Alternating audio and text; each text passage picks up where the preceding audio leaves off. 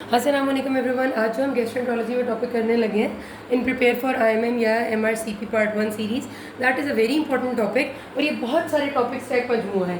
इसका नाम मैंने दिया अपर जीआई ब्लीड। ठीक है, अपर जीआई ब्लीड आपको पता है कि हॉस्पिटल में आने वाले कॉमन सिनेरियो है और अगर हम हॉस्पिटल से निकल के एग्जाम में हैं तो एग्जाम में आने वाला भी बहुत ही ज़्यादा कॉमन सिनेरियो है। इस वजह से आपको इसको बहुत अच्छे से पढ़ना है। आज हम वो सारे क्वेश्चन कवर करेंगे जिसमें वो आपको कहते हैं कि patient haematemesis, profuse bloody vomiting, melaena, black tarry stools, इसमें से किसी भी तरह का वो आपको जब सिनेरियो देते हैं तो उसमें क्या क्या चीज़ें आपके डिफरेंशियल में हो सकते हैं और किस पे आपने कैसे पहुंचना है, क्या मैनेजमेंट करनी है, मैं आपको साथ साथ बताती जाऊंगी। मैं आपको उन चीज़ों पे जोर दे के पढ़ाऊँगी जो एमसीक्यूज़ में ज़्यादा आ रहे हैं। ठीक है, अपर जीआई ब्लीड कहते कम है। आपको पता है अगर ब्लीड आपके जीआई ट्रैक्ट में ऊपर से शुरू करके कहीं से भी आप ligament of treats, ligament of treats आपका एक लिगामेंट है लार्ज इंटेस्टाइन में, अगर इस लिगामेंट से ऊपर ऊपर कहीं भी ब्लीड होगी तो वो अपर जीआई ब्लीड में आएगी और इससे नीचे कहीं भी ब्लीड होगी तो लोअर जीआई ब्लीड में आएगी। ये आपसे सवाल नहीं पूछते। अपर जीआई ब्लीड की प्रेजेंटेशन आपको पता है दो तरीके से ही हो सकती है।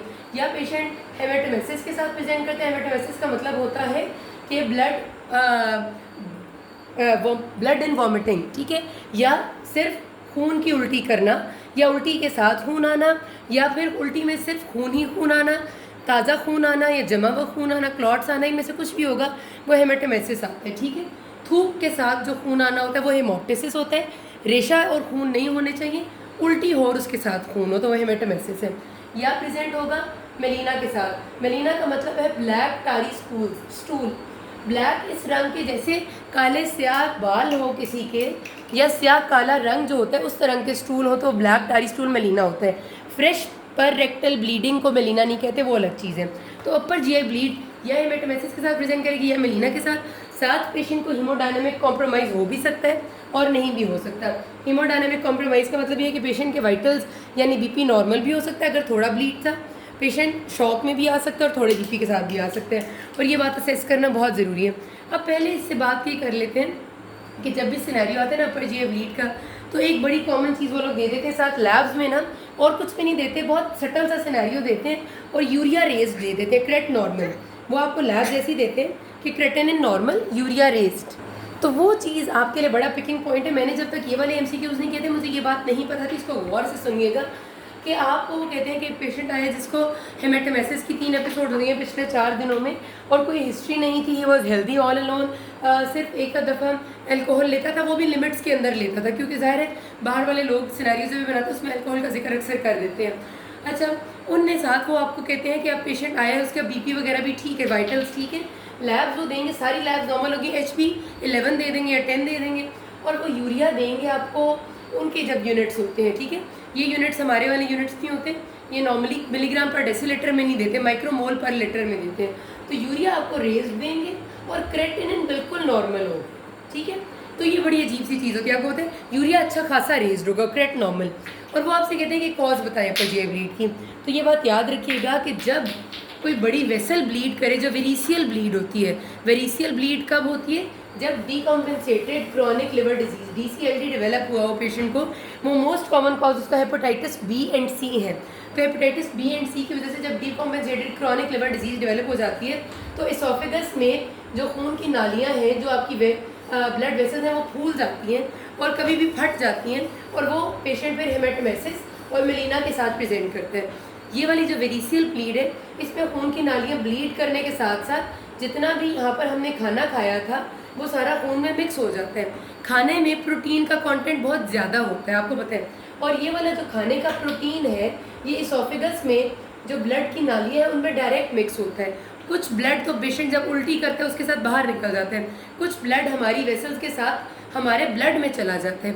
तो ब्लड में एकदम से बहुत ज़्यादा अमाउंट में प्रोटीन चला जाता है डायरेक्टली। ठीक है, इस वजह से जब हम लैब करते हैं तो पेशेंट का यूरिया रेज्ड आता है। ये याद रखिएगा, ये सिनेरियो आता था और बहुत मिसलीड करता था, मुझे समझ नहीं आता था कि इसकी क्या वजह है कि उनने कोई सिनेरियो में हमें हेपेटाइटिस B C की हिस्ट्री नहीं दी, कुछ भी नहीं दिया, सिर्फ कह रहे हैं हेमेटोमेसिस है, पेशेंट को हीमोडायनामिकली स्टेबल और यूरिया रेज्ड है और उसका कॉज उन्होंने बता दिया कि वेरिसियल ब्लीड है, एसोफेजियल वेरिसिस है।